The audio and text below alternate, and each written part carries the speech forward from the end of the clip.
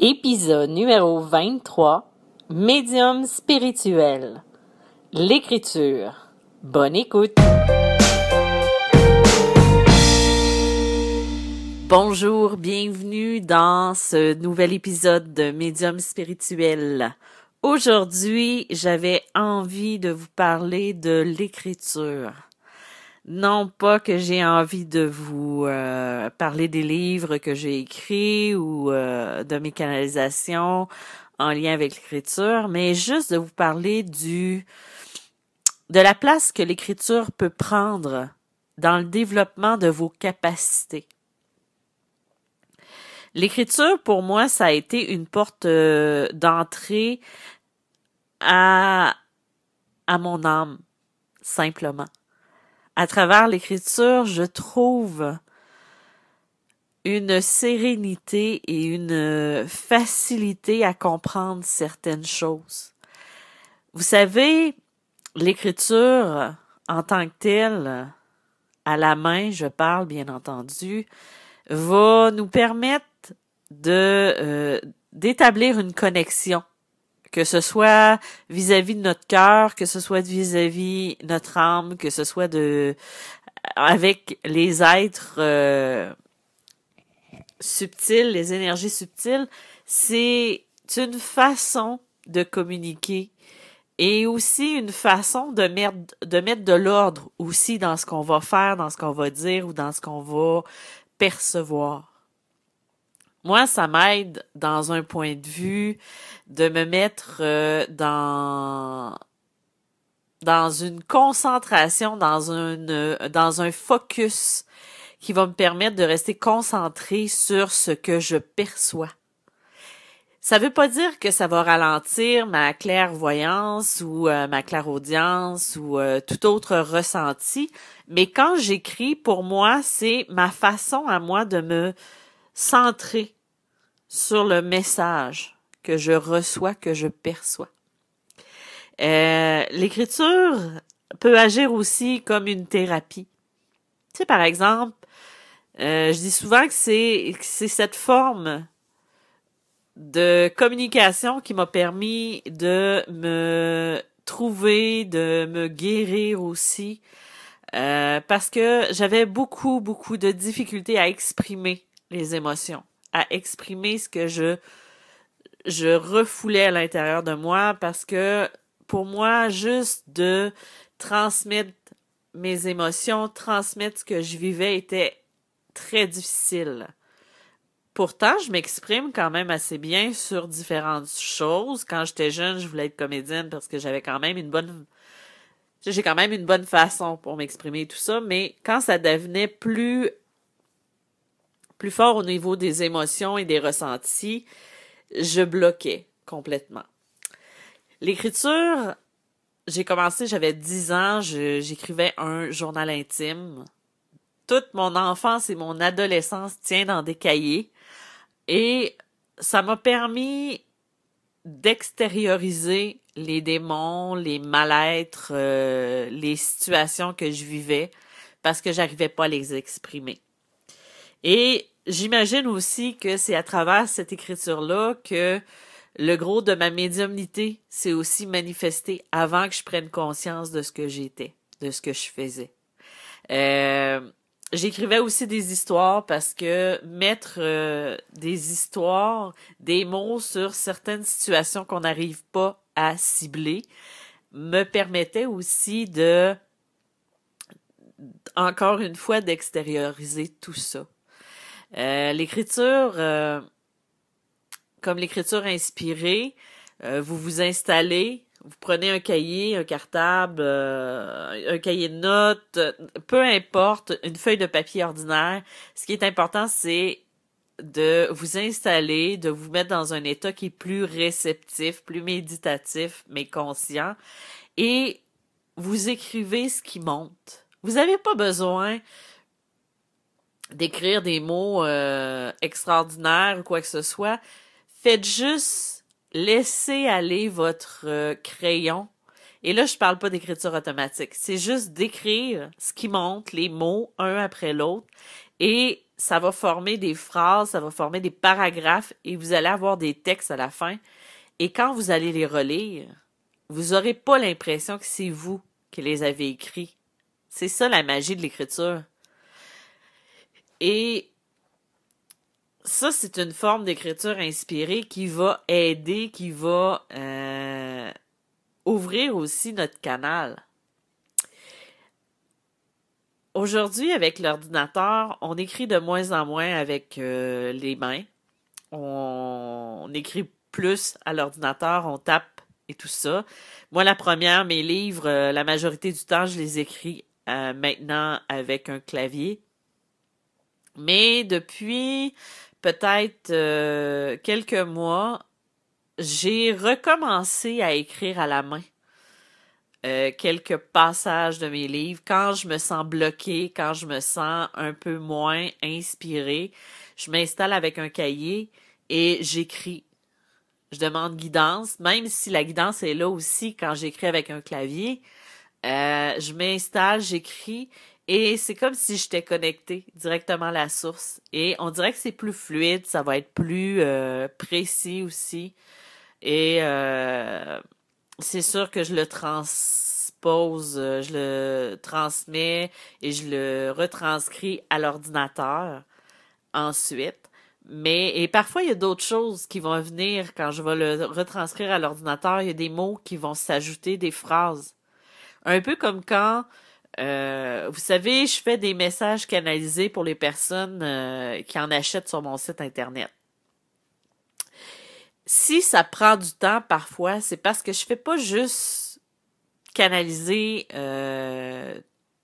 tout d'un coup et à l'ordinateur et je transmets. Non. En fait, là, de la façon dont je procède, c'est que je reçois la commande, je demande généralement la photo de la personne décédée ou de la personne qui veut un message angélique. Et ensuite, avant une consultation ou durant un moment où je suis bien en connexion, je suis bien protégée, tout ça, je vais canaliser le message à la main. Donc, je vais faire ça avant une consultation, ensuite, ou ça peut être après, mais il faut que je sois dans l'énergie de le faire. Et quand le message est canalisé, c'est environ 1 page et demie. Ensuite, ben là, je vais le transcrire à l'ordinateur. Ensuite, je vais faire la mise en page, je vais le corriger aussi le plus possible. Parce que je passe pas par un correcteur, parce que c'est quand même assez personnel. Tu sais, les messages que vous demandez, souvent, je vais avoir en lien avec des choses qui sont personnelles. Donc, je vais le corriger via Antidote et relire pour être certain qu'il n'y ait pas de faute flagrante.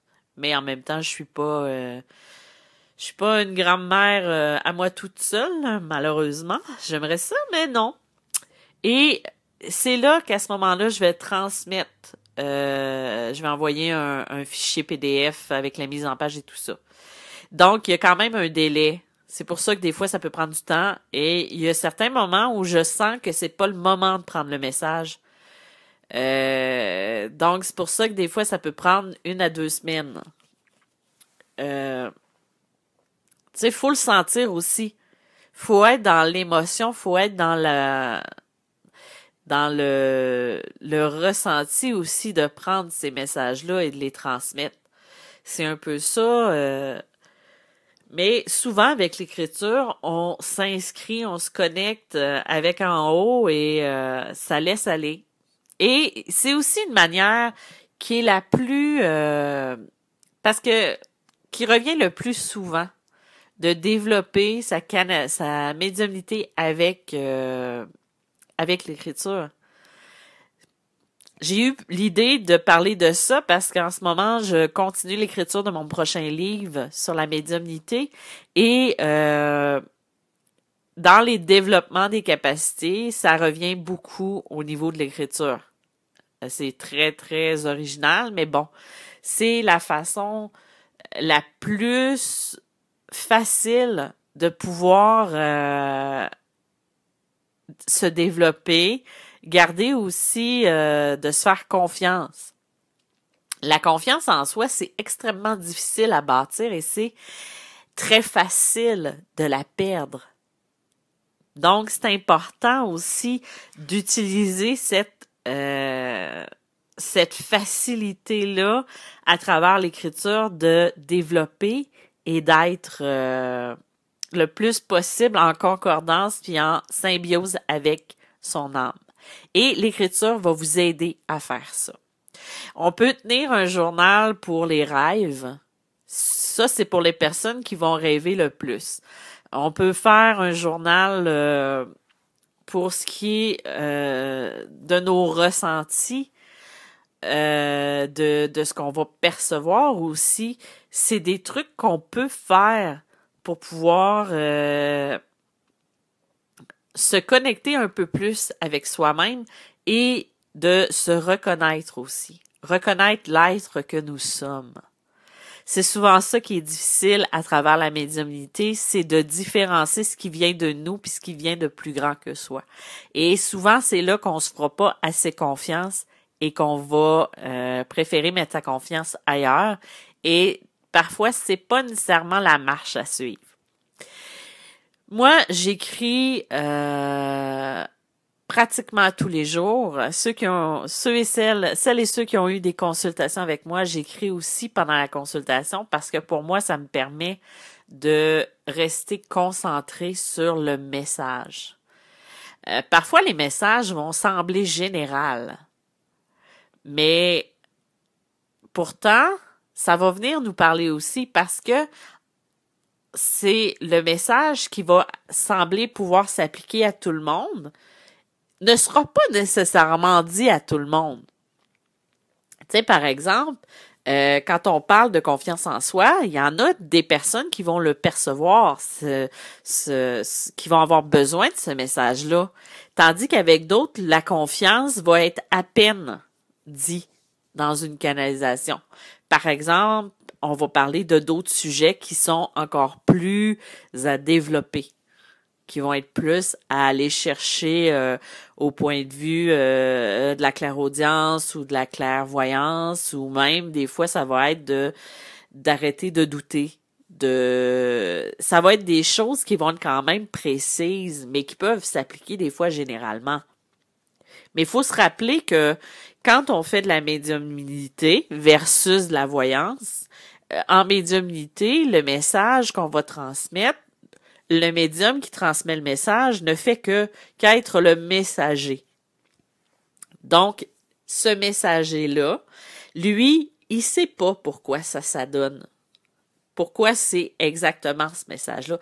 Tandis que quand on passe par la voyance, on met des mots sur quelque chose de précis.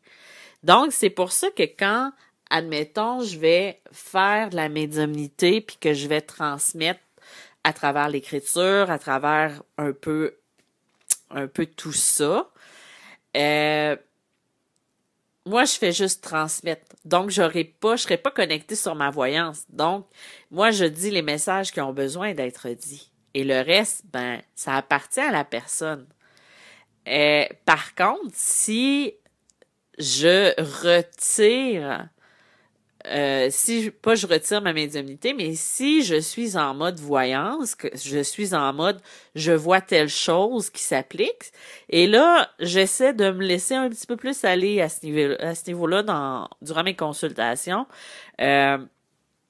Parfois, je vais arrêter un message parce que je perçois quelque chose d'un petit peu plus profond à travers ce message-là. Par exemple, si je dis quelque chose en lien avec de se faire confiance et que j'ai une séquence de vie qui apparaît, je vais arrêter et je vais le transmettre ce que je vois.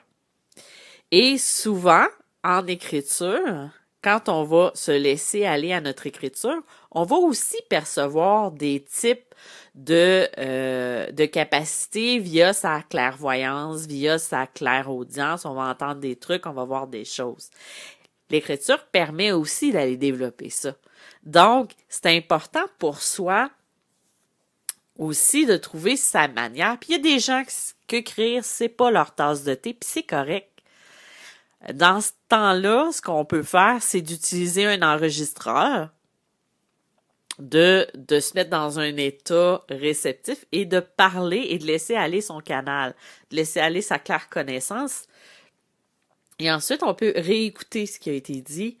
Le message va être fort quand même si, pour nous, c'est plus facile de l'exprimer au niveau de la voix. Ce qui est important, je crois, dans tout ça, c'est vraiment d'utiliser sa méthode à soi. C'est tout. C'est tout simplement ça. Donc,